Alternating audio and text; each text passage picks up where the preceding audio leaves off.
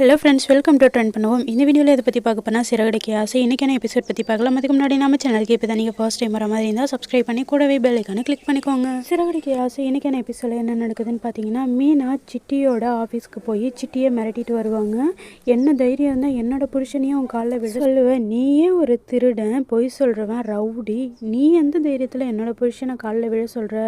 அவரோட நல்ல நேரமா இல்லை உன்னோட நல்ல நேரமானு தெரியல, அவரை காலில் விழ சொல்லியும் நீ இன்னும் உயிரோட முழுசாக இருக்கு. இல்லைன்னா அவர் உன்னை சும்மாவே விட்டுருக்க மாட்டார், ஏதோ ஒரு காரணத்துக்காக உன்னை சும்மா விட்டு வச்சிருக்காரு அப்படின்னு சிட்டியை மிரட்டிட்டு வருவாங்க.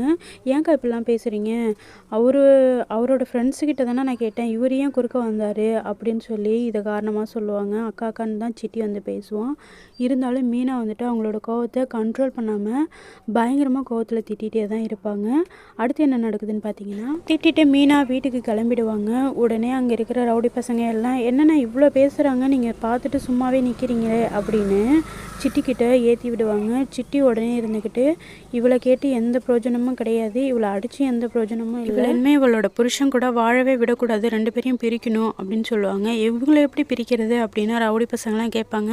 அதான் இவளோட தம்பி சத்யா நம்ம கையில் தானே இருக்கான், அவங்ககிட்ட சொல்லி பார்த்துக்கலாம் அப்படின்னு சொல்லி சிட்டியும் சொல்லுவாங்க. அடுத்து என்ன நடக்குதுன்னு பார்த்தீங்கன்னா, மீனா வீட்டுக்கு வர வழியில் சீதாவை பார்த்து மீட் பண்ணி பேசுவாங்க.